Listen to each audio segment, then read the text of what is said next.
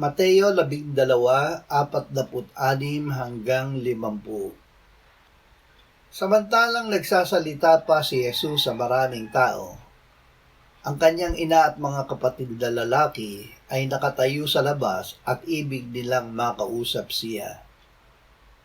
May nagsabi sa kanya, "Narito, ang iyong ina at mga kapatid ay nakatayo sa labas at ibig ka nilang makausap."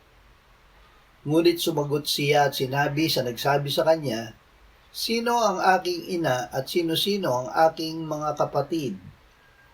Itinuro niya ang kamay niya sa kanyang mga alagad at sinabi, "Narito ang aking ina at ang aking mga kapatid.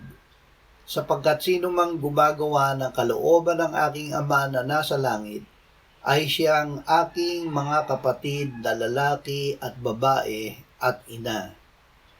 Ang utos na manampalataya. Ang mga anak ng Diyos ay may kapanatagan sa harapan ng Diyos. Mga binamahal, kung tayo'y hindi hinahatulan ng ating puso, tayo ay may kapanatagan sa harapan ng Diyos. At anumang ating hingin ay tinatanggap natin mula sa Kanya, sapagkat tinutupad natin ang Kanyang mga utos at ginagawa natin ang mga bagay na kalugod-lugod sa Kanyang harapan.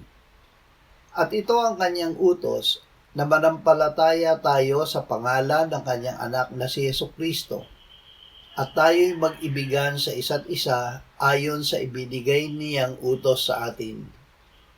At ang tumutupad ng Kanyang mga utos ay nananatili sa Kanya at siya sa Kanya. At dito'y nakikilala natin na siya'y nananatili sa atin sa pamamagitan ng Espiritu na Kanyang ibinigay sa atin.